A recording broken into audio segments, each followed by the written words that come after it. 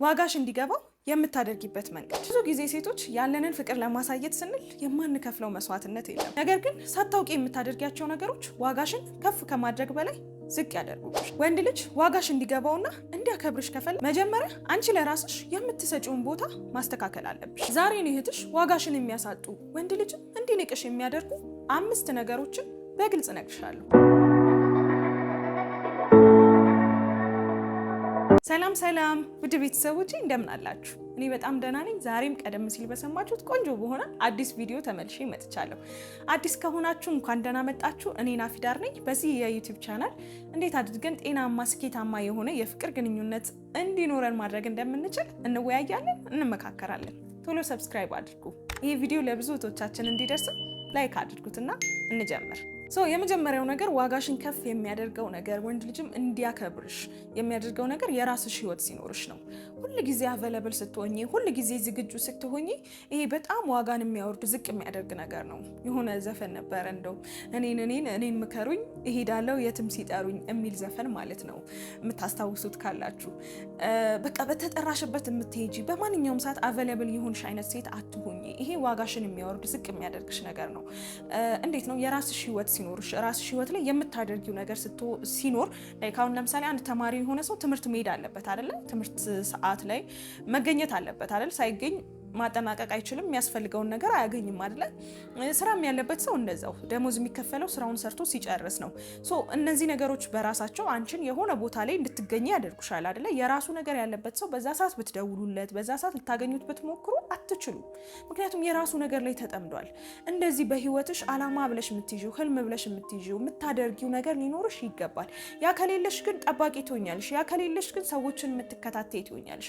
ምን አረገ ስራ ቦታ ነው ስራ እስኪወጣ ያልሽ ቁጭ ብለሽ የምትጠብቂ አይነት ሴት ትሆኛለሽ። ይሄ በራሱ ደግሞ መጠበቅ በራሱ ደግሞ ለሱ የምትሰጪውን ቦታ ከሚገባው ከሚያስፈልገው በላይ ይሆንና በህይወትሽ ያለው ነገር የተጋነነ ይሆንና አላስፈላጊ ነገሮችን እንድትቋቋሚ ክብርሽን የሚነኩ ነገሮችን ሲያደርግ ችላ እንድትይ ያደርግሻል። የራስሽ ህይወት መኖር ያስከብርሻል። ህልሜ የምትዩ አላማ የምትዩ የራስሽ ህይወት እሱ ላይ ዲፔንድ ያልሆነ በራስሽ የምታደርጋቸው ነገሮች ይኑርሽ። ይሄ አንደኛው ክብርሽን ከፍ የሚያደርግ የሚያስከብርሽ ነገር ነው። ሁሉ ጊዜ ከሱ ጋር ስለሆንሽ፣ ሁሉ ጊዜ እሱን ስለተከታተልሽ አለ አይደለ? እሱ አያስከብርሽም ይመስለናል። እኛ ሰውን ስለወደድ ነው ሁሉ ጊዜ ከሱ ጎን መገኘት እንፈልጋለን፣ ሁሉ ነገሩን እንከታተላለን ምናምን። ይሄ ግን አያስከብረንም። ይልቁኑ በቃ ብሎ እርግጠኛ እንዲሆን ያደርጋል ሰውን ማለት ነው። ሴትም ወንድም በነገራችን ላይ በቃ ሌላ ነገር የላትም እኔ ነኝ ያለኋት ብሎ ኦቨር መዳፈር ኦቨር መናናቅ ውስጥ ይከታልና ፕሊስ የራስሽ የምትይው ነገር ይኖርሽ። የራስሽ የምትሰሪለት የምታደርጊው ነገር ይኖርሽ። ይሄ በጣም ወሳኝ ነው። ሁለተኛ መጥፎ ባህሪያቶቹን ዝም ብለሽ መታገስ። ምን አለ መሰላችሁ ሰዎችን ወደናቸዋል ማለት የምንታገሳቸው የምንችላቸው ነገሮች ይኖራሉ። ሁሉ ሰው ፐርፌክት አይደለም። ሁሉ ሰው እንከን አልባ አይደለም አይደለ? እንከን አለብን ሁላችንም። ግን የምንታገሳቸው እንከኖች አለ አይደለ? መለየት አለባቸው ብዬ አስባለሁ። አንዳንድ ነገሮች አሉ መታገስ የሌለብሽ ባውንደሪሽን ማስመር ያለብሽ። ለምሳሌ ክብር ጉዳይ ነው መታገስ የለብሽም። የሚያቃልልሽ ዝቅ የሚያደርግሽ የሚያናንቅሽ ከሆነ መታገስ የለብሽም። ወደሻል ማለት እነዚህን አንቺን ሚስትሪት የሚያደርገውን ነገር መቻል አለብሽ ማለት አይደለም። እሱ ባህሪው ከሆነ ማስተካከል አለበት ከአንቺ ጋር ለመቀጠል። ባህሪው ካልሆነና ላይ ከአንቺ ጋር ከሆነ ያንን ነገር የሚያደርገው በቃ ብቻ ምንም ቶለሬት የምታረጊው ነገር መሆን የለበትም። ይሄ ላይክ ሚስትሪት መደረግ፣ መናቅ፣ ዝቅ ማድረግ፣ የራሱን ነገር ከፍ እያደረገ ያንቺን ነገር የሚያቃልል አይነት ከሆነ ይሄን መታገስ የለብሽም። የፍቅር ግንኙነቱን እስከ ማጣት እሱን እስከ ማጣት ራስሽን መርጠሽ ማለት ነው የምትከበሪበትን ኢንቫይሮንመንት ነው መምረጥ ያለብሽ እንጂ የሚያናንቅሽ ከሆነ ዝቅ የሚያደርግሽ ከሆነ ያንን ተቀብለሽ ዝም ብለሽ ስትሄጂ እንዲያከብርሽ አትጠብቂ። ይሄ ዝቅ እያረገሽ እያናናቀሽ እያጥላላሽ ከሱ ጋር አብረሽ ከስር ስለተከተልሽ ያከብረኛል ብለሽ እንዳትጠብቂ። አያከብርሽም። በተቃራኒው ይንቅሻል። እንደዛ አቃሎሽ እንደዛ አናንቆሽ ከሱ ጋር የምትሆኚ ከሆነ ምን ትጠብቂያለሽ? ይሄ ለራስሽ ክብር እንደሌለሽ ነው የሚያሳየው። ፕሊዝ ሬድ ፍላግ ይኑረን ሴቶች። የእውነት ኖ የምንለው ነገር ይኑር። አይ ከዚህ በኋላ ልታገስ የምንለው ነገር ይኑር። ይሄ ለራሳችን ያለን ክብር ነው። ራስሽን መርጠሽ የማያከብርሽን ሰው ከህይወት በማስወጣትሽ መቆጨት የለብሽም። እንደ ጥፋተኛ ራስሽን መመልከት የለብሽም። ራስሽን ነው የመረጥሽው። እዚህ ጋር ማትከበሪበትን ኢንቫይሮንመንት ቶለሬት አታድርጊ። ሶስተኛ ሁሉ ጊዜ ይቅርታ መጠየቅ። እሱም አጥፍቶ ይሆናል ላይክ ኢኖሰንት የሆነ አላህ ምስኪን ናት እሷማ ጥሩ ልጅ ናት እሷማ የሚያስብል ካራክተር ይመስላል ይቅርታ መጠየቅ ወይ የፍቅር ግንኙነቱን ላለማጣት ያረግሽው ነገር እንደሆነ የሄድሽበትን ርቀት የሚያሳይልሽ ይመስልሻል።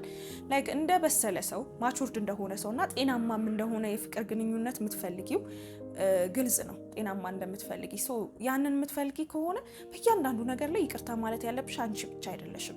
እርግጥ ነው ስታጠፊ ይቅርታ መጠየቅ አለብሽ፣ ግን ደጋግመሽ ላለማጥፋት አንድ ያጠፋሽውን ነገር ተምረሽበት ለፊ በዛ ጉዳይ ላይ ደግመሽ ይቅርታ መጠየቅ የለብሽም። ይሄ አንቺ ጋር ማድረግ ያለብሽ ነገር ነው። ሁለተኛ ደግሞ እሱ ሲያጠፋ አንቺ ይቅርታ መጠየቅ የለብሽም። እሱ ለራሱ ላጠፋው ነገር ራሱ ኃላፊነት መውሰድ አለበት።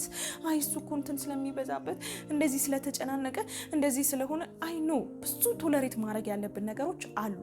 ግን እሱ እያጠፋ አንቺ ይቅርታ የምትጠይቂና የፍቅር ግንኙነት የምታስቀጥይ ከሆነ አንደኛ እሱ ከስተቱ አይማርም፣ ሁለተኛ ደግሞ አንቺም የሆነ ቀን ይሰለችሻል። ሁሌ ይቅርታ ማለት ሁሉ ጊዜ በደለኛነት ስሜት ማለት ነው፣ የመበደል ስሜት፣ ሰውን የማስቀየም ስሜት ሳታስቀይሚ ማለት ነው። ይሄ ስሜት ደግሞ ብዙ ርቀት አያስኬድሽም።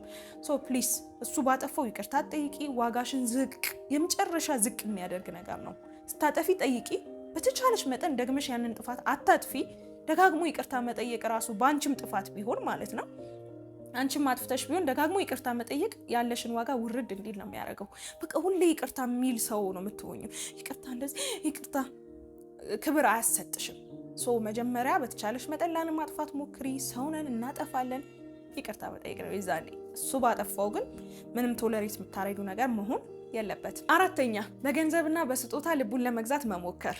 ይሄ እንኳን ብዙ ሴቶች ጋር ያለ አይደለም። ምናልባት ግን ይህን ቪዲዮ እያያችሁ ያላችሁ ምናልባት በርቀት ፍቅር ላይ የሆናችሁ አረብ ሀገር ላይ ያላችሁ ሴቶች ካላችሁ፣ ሌላም ሀገር ላይ ያላችሁ ካላችሁ አክቹዋሊ እዚህም ኢትዮጵያ ውስጥ ስጦታ በመስጠት ለማሸነፍ መሞከር ይሄ በጣም ትልቅ ስህተት ነው። ስጦታ በጣም ወሳኝ ነገር ነው። በፍቅር ግንኙነት ላይ ፍቅርን የሚያጣፍጥ ፍቅርን የሚጨምር አለ አይደለ? እንዴት ነው እንደ ቅመም የሚሆን ነገር ነው። ግን በስጦታ መግዛት እንችላለን ብላችሁ ደግሞ እንዳታስቡ። በስጦታ ላይ ውጭ ሀገር ሆነሽ ብር ስለላክሽለት፣ ውጭ ሀገር ሆነሽ ስጦታ ስለላክሽለት ወይም ገንዘብ ስለላክሽለት ውጭ ሀገር ሆነሽ የሆነ ፍቅሩን አገኛለሁ ብለሽ እንዳታስቢ።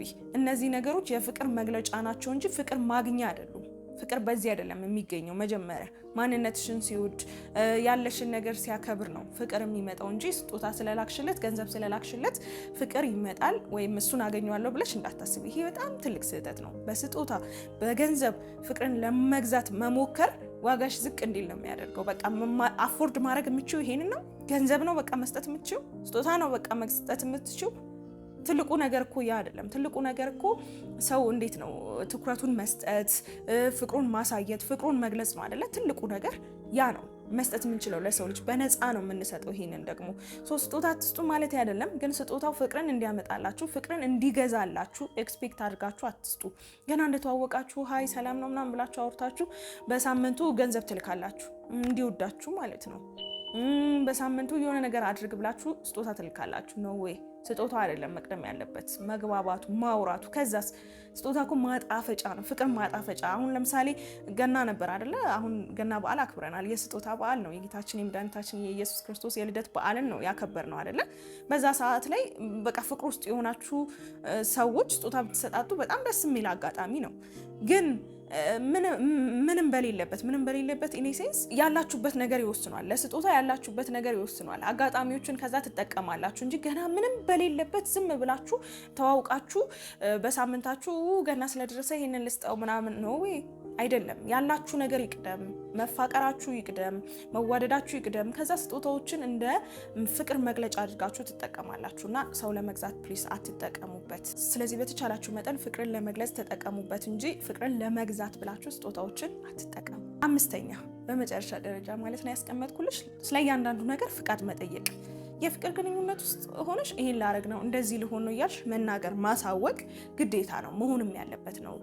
ከፍላጎት እያረግሽ ያለሽውን ነገር እንዲያውቅ ከመፈለግ ኖርማል ነገር ነው፣ የሚጠበቅም ነገር ነው። ግን ፍቃድ መጠየቅ እንደዚህ ላረግ ነበር ምን ታስባለህ፣ እንደዚህ ሊሆን ነበር እሱ ካልፈቀደ ወይም ደግሞ እንዴት ነው አለ አይደለ? እናበዛዋለን። አንዳንድ ጊዜ ጤናማ ያልሆነ ግንኙነት ውስጥ እንደዚህ አይነት ነገሮች በጣም ይበዛሉ።